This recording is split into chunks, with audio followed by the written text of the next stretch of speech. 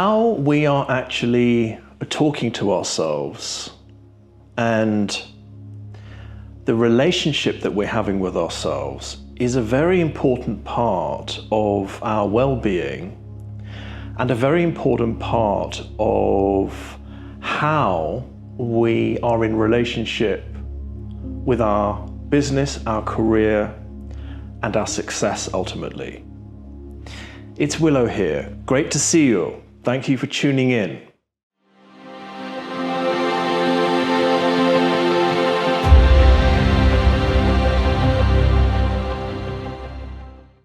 This area is an invitation to become aware of how you are talking to yourself. Now, what tends to happen is that on a day-to-day, moment-to-moment basis, we are often treating ourselves quite badly internally. And for us as HSPs, this is an area where we really need to become aware of because it has pervasive effects throughout our lives. If our internal dialogue is not coming from a place of respect and positivity, this is one of those programs that we tend to run on autopilot.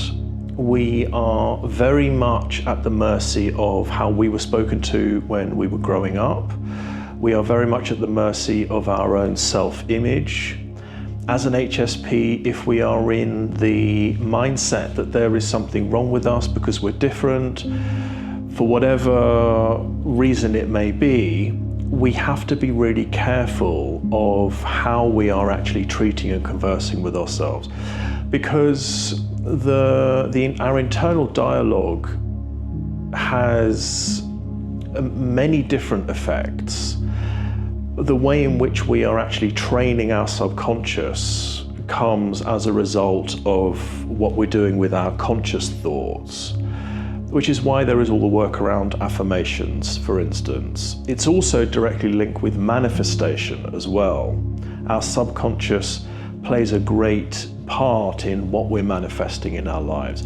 And it also plays a part in what we're actually experiencing in our lives on a day-to-day basis, but the way in which we are perceiving the world around us is going to be through the filter of how we're talking to ourselves and the relationship that we're having internally is going to have a great effect on the world around us. So this is an invitation to become aware of this, to become aware of the habits of putting ourselves down, to become aware of how we are addressing ourselves and the way in which we are, the way in which we're conducting the relationship with ourselves. So my invitation is to notice this for a day. Notice what you're saying to yourself and how you're treating yourself internally. In my case, and I've spoken about this before in another video, I came from a very strict upbringing, and in order for me to really let go of that programming, I had to become aware of how I was speaking to myself. And I realized just how mean I was being to myself, how much berating there was. That if I wasn't beating with myself with a stick in some way, then I wasn't progressing forwards and being the best that I can be. And that is really not how it works. We have to be kind to ourselves and we have to ultimately be our best friend. So have a go at this. Spend a day noticing your internal dialogue. How do you respond to yourself when something goes wrong? How do you respond to yourself when you're under pressure? How do you respond to yourself when you become overwhelmed? How do you respond to yourself when you need to take a period of self-care?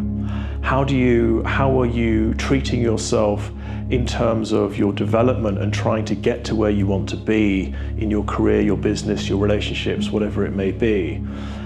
In order for us to really support that process, we need to be in a place of self-love and self-respect. So self-love is the habit of embracing whatever is currently occurring in us emotionally, mentally, spiritually, psychologically.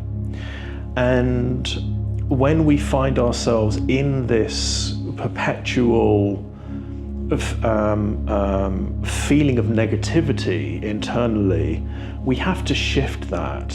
And one of the best ways to shift an ongoing negative cycle of thought is to shift into gratitude. And that doesn't have to be gratitude towards the self. If that is a difficult shift, it can be a gratitude into anything. It might be your joy of swimming. It might be the love that you have for your pet or the love for a family member. It might be your love for nature. When we switch into a place of gratitude, it actually starts to switch off that negative cycle that's happening. Coming into the present moment is another way to switch that off.